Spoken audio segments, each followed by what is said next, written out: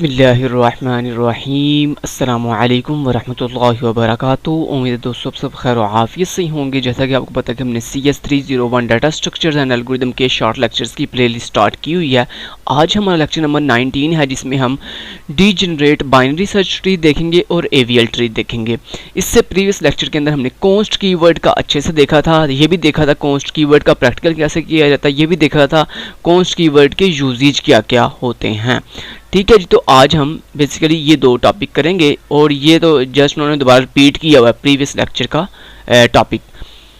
Okay जी, तो video को start करने से पहले अगर अभी तक आपने हमारे चैनल इस्लाम एंड स्टडी को सब्सक्राइब नहीं किया तो पहले फटाफट से सब्सक्राइब कर लीजिए और साथ बेल के आइकन के ऊपर क्लिक करके ऑल नोटिफिकेशन ऑन कर दीजिए, ताकि आपको पता है कि जब भी हमारी न्यू वीडियो आती है वो बहुत ही इन्फॉर्मेटिव होती है और उसका जो नोटिफिकेशन है वो आप लोगों तक सबसे पहले पहुंच सकेगा अगर आप सब्सक्राइब करेंगे। इसके अलावा दोस्तों, अगर आप प्रोग्रामिंग या वेब डेवलपमेंट की स्किल्स सीखना चाहते हैं या फिर आप वर्चुअल यूनिवर्सिटी के स्टूडेंट हैं और आप प्रोग्रामिंग के किसी सब्जेक्ट या फिर वेब डेवलपमेंट के किसी सब्जेक्ट में जो है फेल हो चुके हैं, आपसे वो क्लियर नहीं हो रहा, तो हम जो है रेगुलर क्लासेस रात के टाइम पर देते हैं या सुबह के टाइम पर भी देते हैं। ऑनलाइन क्लासेस होती हैं हमारी, जिसमें कुछ फ़ी होती है मंथली, आप वो पे करके हमसे वो कोर्स जो है वो कवर कर सकते हैं। इंशाल्लाह आप जो है नेक्स्ट टाइम वर्चुअल यूनिवर्सिटी में उस सब्जेक्ट में फेल नहीं होंगे और इंशाल्लाह अगर आप स्किल्स सीखना चाहते हैं तो आप बहुत अच्छी कमांड्स कर लेंगे अपनी प्रोग्रामिंग या वेब डेवलपमेंट के किसी भी सब्जेक्ट के ऊपर। तो चलें वीडियो को स्टार्ट करते हैं। तो यूजेज ऑफ कॉन्स्ट कीवर्ड। अब कॉन्स्ट कीवर्ड क्या होता है? कॉन्स्ट कीवर्ड बेसिकली एक ऐसा कीवर्ड है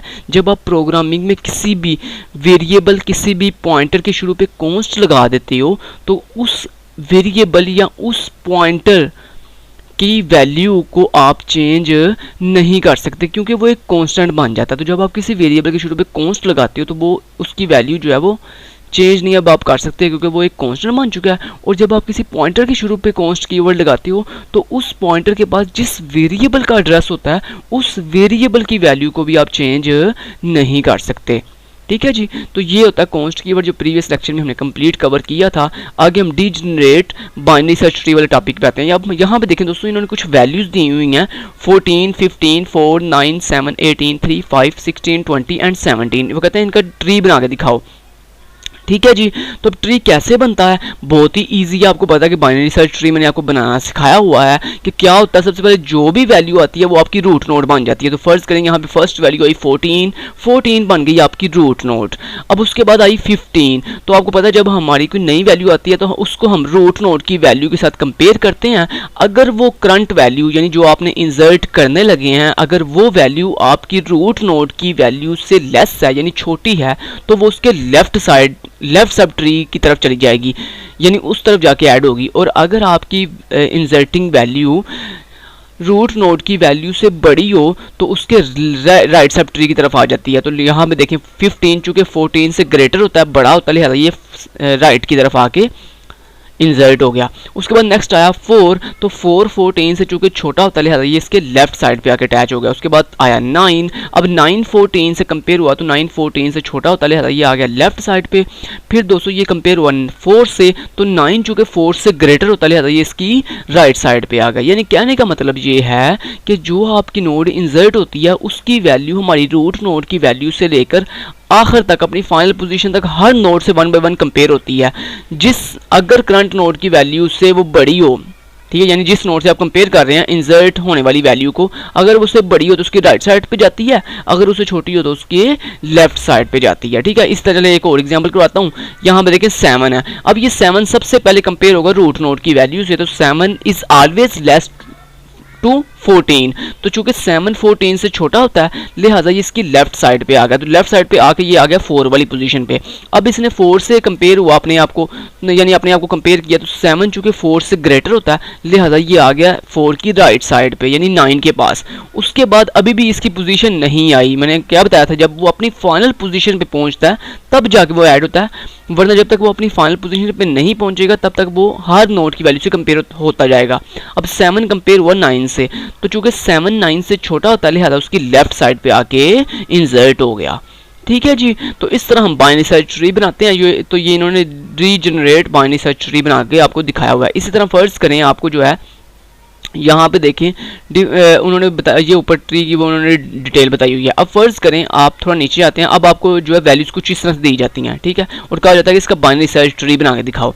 तो आप क्या करोगे, सबसे पहले आपने जो वैल्यू आई 3 उसको आपने एज ए रूट नोड मान लिया। उसके बाद 4 आया, तो 4 चूँकि 3 से ग्रेटर होता है वो उसके राइट साइड पर आके अटैच हो गया। उसके बाद 5 आया, 5 3 से भी बड़ा होता है, 4 से भी बड़ा होता है, लिहाजा 4 के राइट साइड पर आ गया। उसके बाद आया 7, तो 7 3 से भी बड़ा होता है, 4 से भी बड़ा होता है, 5 से भी बड़ा होता है, तो इसके राइट साइड पे आ गया।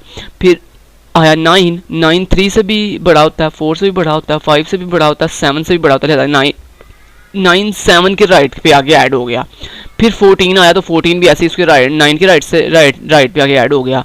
फिर 15 14 के राइट पे ऐड हो गया। यानी कहने का मतलब ये है, आपकी अगर इस तरह से आपको एक यानी असेंडिंग ऑर्डर में वैल्यूज़ दी जाएं, यानी छोटी वैल्यू से बड़ी वैल्यू की तरफ आपको असेंडिंग ऑर्डर में वैल्यूज़ दी जाएं और कहा जाए कि इसका बाइनरी ट्री बनाओ, तो दोस्तों आपकी बाइनरी ट्री की जो झुकाव होता है ना, वो राइट साइड की तरफ मूव करना शुरू कर देता है, ठीक है। अगर आपको वैल्यूज़ असेंडिंग ऑर्डर में दी जाएं तो आपके ट्री का जो झुकाव है वो राइट साइड की तरफ हो जाता है। और अगर आपको जो है वो डिसेंडिंग वैल्यूज़ दी जाए, यानी डिसेंडिंग ऑर्डर में, यानी बड़ी वैल्यू से छोटी वैल्यू की तरफ तरतीब दी जाए वैल्यूज़ की, तो फिर दोस्तों आपके ट्री का झुकाव कुछ इस तरह से होगा, यानी ऐसे लेफ्ट की तरफ, ठीक है जी। ओके जी, उसके बाद नेक्स्ट देखें ज़रा। तो ये बेसिकली वो डिटेल बता रहे हैं आपको सारी, ऊपर जो मैंने आपको समझाई है सारी।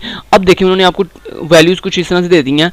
उन्होंने क्या किया, उन्होंने कहा जनाब हमारे पास वैल्यूज़ जो है ना वो इस तरह से हैं। पहली नोट जो 14 है, ठीक है, और उसके बाद उन्होंने आपको वैल्यूज़ जो हैं वो दी हैं 15 16 17 18 और 20, फिर 9 7 इस तरह तरतीब से दी हैं। तो 14 बन गया आपकी रूट नोड, ठीक है, 15 बन गया उसकी राइट, 14 का राइट बन गया, फिर 16 जो है 15 का राइट बन गया, 17 यानी उन्होंने क्या किया, वही वैल्यूज़ जो आगे उन्होंने हमें असेंडिंग ऑर्डर में दी थी, अब उनको जो है उन्होंने हाफ ऑफ आगे पीछे कर दिया, यानी हाफ आगे, यानी वो जो नेक्स्ट हाफ था, यानी मैं आपको ऊपर दिखाऊँ अगर यहाँ पे देखें, ये 14 से लेकर 15 तक उन्होंने पहले ये वैल्यूज आपको दी हैं, उसके बाद ये 3 से लेकर 9 तक जो वैल्यूज थी इनको उन्होंने सब ऐसे लास्ट पे फेंक दिया, ठीक है। तो इस तरह अगर आपको वैल्यूज दी जाएं तो फिर जनाब आपका ट्री कुछ इस शेप का बनता है, यानी हाफ एक साइड पे चला जाता है, हाफ दूसरी साइड पे। तो ये देखें कुछ इस तरह का ट्री बनेगा आपका, ठीक है जी। ओके जी, तो ये हो गया बाइनरी सर्च ट्री। आगे आ जाता है जी हमारा जो मेन टॉपिक है आज का, वो है जी एवीएल ट्री। अब एवीएल ट्री ज़रा गौर से सुन लीजिएगा। एवीएल ट्री बेसिकली एक बैलेंस्ड ट्री है, इसका दूसरा नाम होता है बैलेंस्ड ट्री। ये अक्सर एमसीक्यूज में पूछ लेते हैं, AVL tree other name is balanced tree, ठीक है। तो एवीएल ट्री का दूसरा नाम होता है बैलेंस्ड ट्री। एवीएल ट्री को बैलेंस्ड ट्री कहा जाता है। ओके, ये पहला पॉइंट होगा। दूसरा पॉइंट क्या जी, एवीएल स्टैंड फॉर क्या होता है, तो AVL stand for Adelson, Velsky and Landis. Adelson, Velsky, Landis, ये बेसिकली ये क्या है, एडेल्सन, वेल्स्के, ये बेसिकली 2 पर्सन्स के नाम है, ठीक है, 2 पर्सन्स के नाम है। ये 2 पर्सन्स कौन से हैं दोस्तों, एवीएल ट्री को 2 साइंटिस्ट ने जो है वो इंट्रोड्यूस करवाया था, 2 साइंटिस्ट ने मिलकर इंट्रोड्यूस करवाया था। पहले साइंटिस्ट का नाम था एडेल्सन वेल्स्के, ये जो नाम लिखा हुआ है एडेल्सन वेल्स्के, ये पहले साइंटिस्ट का नाम था। दूसरे साइंटिस्ट का नाम था लैंडिस। तो ये चूंकि इन दोनों साइंटिस्ट ने मिलकर एवीएल ट्री बनाया था, इसलिए पहले साइंटिस्ट का एडेल्सन वेल्स्के नाम था, तो उसके फर्स्ट नेम का ए और उसके लास्ट नेम का वी, ए वी यहाँ से लिया गया। उसके बाद दूसरा साइंटिस्ट था लैंडिस, तो उसके नाम का पहला लेटर एल लिया गया, तो इस तरह हमारे ट्री का नाम बन गया एवीएल ट्री, ठीक है जी। ओके जी, तो वो कहता है जनाब ये एवीएल ट्री एक ऐसी टेक्निक है जो कि हमारे ट्री को जो है वो बैलेंस कर देती है। क्या कर देती है, बैलेंस कर देती है। अब यहाँ पे 2 बहुत ही इंपॉर्टेंट पॉइंट लिखे हुए हैं जो आपको एमसीक्यूज में या शॉर्ट क्वेश्चन में पूछे जा सकते हैं।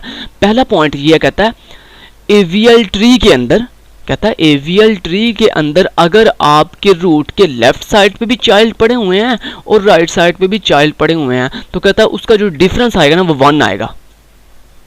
उसका जो डिफरेंस आएगा वो क्या आएगा, 1 आएगा। दोबारा समझा देता हूँ, देखें जो एवीएल ट्री होता है ना, कहता है हो एवीएल ट्री, एवीएल ट्री की निशानी क्या है, कहता है एवीएल ट्री की निशानी ये होती है कि एवीएल ट्री का अगर आपके पास एक ट्री है, बाइनरी ट्री है, तो क्या हम उसे कह सकते हैं एवीएल, ये दिस इज एवीएल ट्री? तो कहता है उसकी निशानी ये होती है कि आपने देखना ये जो आपको पास ट्री गिवन है, उस ट्री के अगर लेफ्ट साइड पे कुछ चाइल्ड हैं और कुछ राइट साइड पे चाइल्ड हैं, तो कहता है अगर उसके लेफ्ट जो सब ट्री है, यानी मेरी ट्री का जो लेफ्ट सब ट्री है, उसके जितने लेवल्स हैं, उन लेवल्स में से अगर मैं राइट सब ट्री के लेवल्स को माइनस करूं, तो कहता है अगर जवाब आए 1, तो आपने समझ जाना this is a AVL tree. ये क्या है? एवीएल ट्री है। तो कहता है ये पहली निशानी है एवीएल ट्री की कि उसकी height of the left and right sub tree may differ by at most 1, यानी उसका left sub tree height of left sub tree, यानी लेफ्ट सब ट्री की जो हाइट होती है वो, और जो राइट सब ट्री की हाइट होती है वो, उन दोनों में अगर डिफरेंस किया जाए ना तो वो 1 के इक्वल होता है। तो ये पहली निशानी। दूसरी निशानी ये कहता है अगर आपके बाइनरी ट्री के अंदर ना तो लेफ्ट साइड पे कोई चाइल्ड है ना ही राइट साइड पे, यानी सिर्फ रूट नोड है, सिर्फ एक ही नोड है, रूट नोड, तो फिर कहता है उसका आंसर क्या आता है? उसका आंसर हमेशा -1 आएगा। उसका आंसर हमेशा -1 आएगा।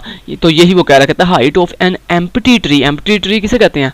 ऐसा ट्री जिसके अंदर सिर्फ एक ही नोड होती है, यानी रूट नोड होती है, उसे हम एम्प्टी ट्री कहते हैं, खाली ट्री। ठीक है, या आप ऐसे समझ लें कि जो ट्री जिसमें कोई नोड ना, उसे हम एम्प्टी ट्री कह सकते हैं। तो इज डिफाइंड टू बी -1 कहता है हमारे पास जो height of an empty tree होती है ना, वो किसके इक्वल होती है? -1 के इक्वल होती है। तो ये वो समझाना चाह रहा है आपको। ठीक है, तो ये दो उसने बातें कही हैं एवीएल ट्री के अंदर। अब एवीएल ट्री कैसे बनाया जाता है यहाँ पे देखें तो एवीएल ट्री बड़ा इजी होता है। इसमें क्या किया जाता है, जो भी आपकी नोड होती है ना, उसके लेफ्ट सब ट्री के जो लेवल्स होते हैं वो, और जो राइट सब ट्री के लेवल्स होते हैं वो। तो यहाँ पे देखें, अगर मैं 5 के लिहाज से देखूँ तो 5 के लेफ्ट साइड पे कितने लेवल्स हैं? एक ये लेवल है, एक ये लेवल है, और एक ये लेवल है। तो 1 2 3 लेवल्स हैं। और राइट साइड पे कितने लेवल्स हैं? एक ये लेवल है और एक ये लेवल है। तो यहाँ पे देखें क्या आ रहा है, यहाँ पे लेफ्ट साइड पे 3 लेवल्स थे, राइट साइड पे 2 लेवल्स हैं। तो 3 - 2 इक्वल जवाब आता है 1। तो एवीएल ट्री के अंदर वो कहता है आपका ट्री बैलेंस तब होता है जब आपके लेफ्ट सब ट्री की हाइट की वैल्यू में से अगर राइट सब ट्री की हाइट की वैल्यू माइनस की जाए, तो कहता है अगर जवाब जो है वो 1 आए, 0 आए या -1 आए। क्या क्या वैल्यूज आए? 1, 0 या -1, इन तीनों में से कहता है अगर कोई वैल्यू आए ना, तो आपका ट्री जो है वो बिल्कुल बैलेंस ट्री है। लेकिन अगर 1 से बड़ी वैल्यू आए या -1 से छोटी वैल्यू आए, यानी -2, -3, -4, इस तरह से -1 से छोटी वैल्यू आए, या 1 से बड़ी वैल्यू यानी 2, 3, 4, 5 आए, तो कहता है ट्री बैलेंस नहीं है, आपका ट्री अनबैलेंस ट्री है। तो यहाँ पर देखें ये एवीएल ट्री में दिखा रहा, कहता है इसके लेवल 3 थे लेफ्ट साइड पे, राइट साइड पे 2 है, तो 3 - 2 इक्वल टू जवाब होता है 1। तो कहता है this is a AVL tree, ये एवीएल ट्री है। ठीक है, अब यहाँ पे उसने एक अनबैलेंस ट्री एग्जांपल दी हुई है। यहाँ पे देखिए जरा, यहाँ पे अगर आप 6 के लिहाज से देखें तो 6 के लेफ्ट साइड पे कितने लेवल्स हैं? एक ये लेवल है जिसमें 1 आ रही है, एक ही नोड आ रही है 1 वाली। दूसरा लेवल कौन सा? ये वाला लेवल है दूसरा, जिसमें कितनी ही नोड्स आ रही हैं? 2, एक 1 वाली और एक 4 वाली। 2 लेवल्स हो गए। उसके बाद तीसरा लेवल है ये वाला, जिसमें कितनी नोड्स आ रही हैं? 2, एक 3, एक 3 वाली और एक 5 वाली। तो टोटल नोड्स कितनी होगी लेफ्ट साइड पे? 1 2 3, सॉरी नोड्स नहीं, सॉरी लेवल्स कितने लेफ्ट साइड पे कितने टोटल लेवल्स हो गए? 1 2 3 लेवल्स हो गए। और 6 के राइट साइड पे कितने लेवल्स हैं? सिर्फ एक ही लेवल है। तो लेफ्ट साइड पे 3 लेवल से 3 - 1 कितना हो गया? 2। तो जवाब क्या आया? 2। तो उसने कहा था अगर जवाब 1 से बड़ा आए या -1 से छोटा आए, तो आपका ट्री जो है वो एवीएल ट्री नहीं है, वो बैलेंस ट्री नहीं है। तो यही वो कह रहा था नॉट एन एवीएल ट्री, ये एवीएल ट्री नहीं है। क्योंकि एवीएल ट्री की निशानी क्या होती है? उसका जो आंसर है उसके height of left sub tree minus height of right sub tree equal होती है 0 के, एदर 1 के, एदर -1 के। ठीक है जी, तो चले नीचे चलते हैं अब। तो यहाँ पे देखिएगा, अब वो आपको यही कहता है हाइट कहता अगर मैं हाइट की डेफिनेशन करूँ तो ये हाइट की डेफिनेशन ये लिखी हुई है, कहता the height of a binary tree is a maximum level of its leaves. यानी लीव्स किसे कहते हैं? जो आपकी ट्री के जो सबसे लास्ट वाली नोड होती है ना, जिसके आगे कोई चाइल्ड नहीं होता, उसको लीव नोड कहते हैं। क्या कहते हैं? लीव नोड कहते हैं। तो कहता है हम हाइट किसको कहते हैं? कहता है हाइट हम जो है हमारे बाइनरी ट्री की जो लीव्स नोड होती है ना, वहाँ तक जो लेवल्स होते हैं ना, उनको हम हाइट ऑफ द ट्री कहते हैं, जिसको हम डेप्थ भी कहते हैं, जिसको हम ट्री की डेप्थ भी कहते हैं। तो ये वो आपको समझाना का चाह रहा है। उसके बाद कहता है the balance of a node in a binary tree is defined as a height of its left sub tree minus height of its right sub tree. तो यही तो बात मैंने आपको ऊपर बताई अभी कि बैलेंस कब होता है ट्री? जब उसकी height of left sub tree में से माइनस करें height of right sub tree, और आपका जो आंसर है वो क्या आए, 1 आए, एदर 0 आए, एदर -1 आए। तो यहाँ पे देखें वही बता रहा है, मैंने आपको अभी अभी बात बताई है कि बैलेंस ट्री की निशानी क्या होती है। For example is a balance tree whose each node has an indicated balance of 1, 0 और -1। यहाँ तो आंसर 0 आना चाहिए, यहाँ आपका आंसर जो है 1 आना चाहिए, यहाँ आपका आंसर -1 आना चाहिए। तो फिर आपका ट्री जो है बैलेंस होगा। अगर वैल्यू जो 1 से बड़ी होगी या -1 से छोटी होगी तो आपका ट्री बैलेंस ट्री नहीं है। तो यही वो समझा रहा है। तो यहाँ पे देखें, अगर हम इसकी बात करें, इस ट्री की बात करें, तो इस ट्री के अंदर जो है वो, अगर इस रूट नोड की बात करें, कितने लेवल्स हैं, एक ये लेवल ये है, दूसरा लेवल ये है, तीसरा लेवल ये है। तो लेफ्ट साइड पे कितने लेवल्स हो गए, 3 लेवल्स हो गए। राइट साइड पे कितने लेवल हैं, 1 2 3 4, 4 लेवल हैं। तो 3 - 4 जवाब होता है -1। तो this is a AVL tree, इसका मतलब है ये एवीएल ट्री है, ये बैलेंस ट्री है।